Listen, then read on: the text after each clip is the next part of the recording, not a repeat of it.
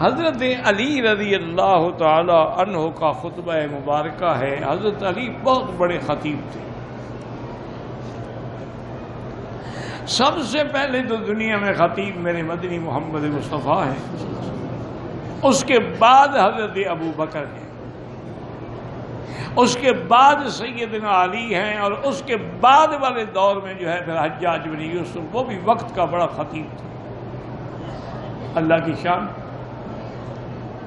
تو حضرت علی رضی اللہ تعالی عنہ کے خطبات جو ہے ان کے اندر بڑی نصائح ہیں، بڑی عبرتیں ہیں۔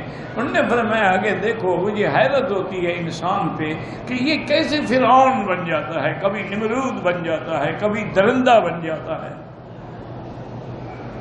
اللہ کی مخلوق پہ رحم نہیں کرتا ہے، ڈاکے مارتا ہے، قتل کرتا ہے، چوریاں کرتا ہے، زنا کرتا ہے، کیا ہو جاتا ہے اس کو؟ یہ سوچتا بھی ہے کہ اس کے لیے جو سب سے اعلیٰ غذا اللہ نے بنائی ہے وہ شہد ہے۔ وہ شہد کہاں سے نکلتی ہے؟ ایک مکھی سے۔ اور سب سے اعلیٰ کپڑا جو اس کے لیے وہ ریشم ہے، ریشم کہاں سے نکلتا ہے؟ کیڑے سے۔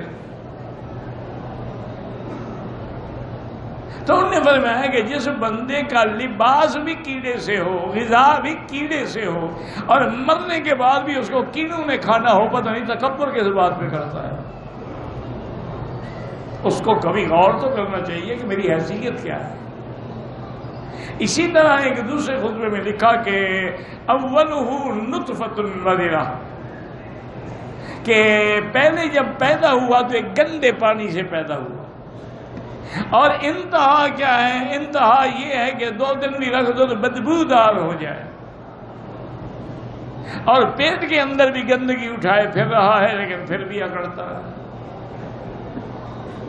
اس لیے حضرت کے خطبات مبارک جو تھے اس میں بڑی نصائح تھی، بڑی ہدایات تھے اور بڑے عبر تھے۔ ویڈیو کے نیچے سبسکرائب کے بٹن پہ کلک کریں، بیل کے آئیکن پہ کلک کیجئے تاکہ ہر نئی ویڈیو کی نوٹیفیکیشن آپ کو مل جائے۔